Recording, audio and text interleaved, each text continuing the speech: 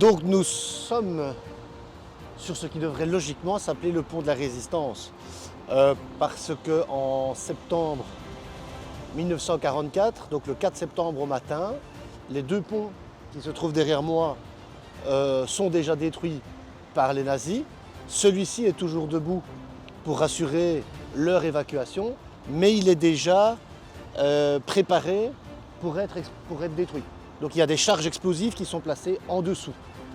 Et au niveau de ce bâtiment, qui est l'hôtel des chemins de fer, eh bien, se trouvent les derniers soldats allemands qui sont censés garder le pont et le faire sauter une fois qu'ils vont en recevoir l'ordre.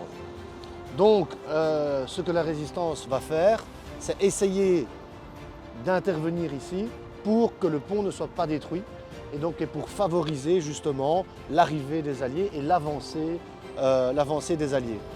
Alors, un premier groupe de résistance va venir face au bâtiment et va commencer à faire des échanges de tirs. Ensuite, un deuxième mouvement armé de résistance va venir par l'arrière du bâtiment. Donc les troupes allemandes vont être prises en tenaille. Ils vont alors se réfugier à l'intérieur du bâtiment. Les échanges de tirs durent entre 1h30 et 2 heures, donc c'est assez long.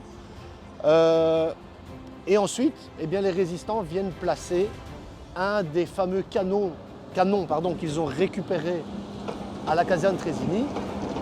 Ils viennent le placer et tirent un coup de canon droit dans ce bâtiment, ce qui va un petit peu faire paniquer les soldats allemands parce qu'ils vont alors penser que les chars américains sont déjà là.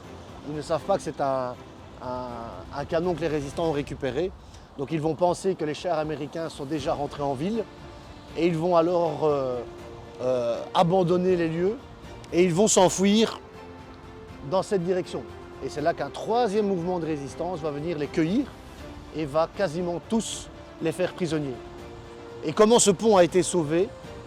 En fait, pendant les échanges de tirs, eh bien, il y a quelqu'un qui est venu avec une barque, qui s'est mis contre la berge droite de la Sambre. Ça veut dire qu'il était à l'abri des tirs.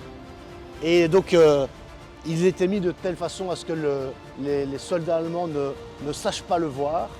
Et lorsqu'il est arrivé en dessous du pont, il a tout simplement déconnecté les charges explosives pour empêcher donc, que le pont explose. Et lorsque les Américains débarquent ici, eh bien effectivement, le pont est sauvé.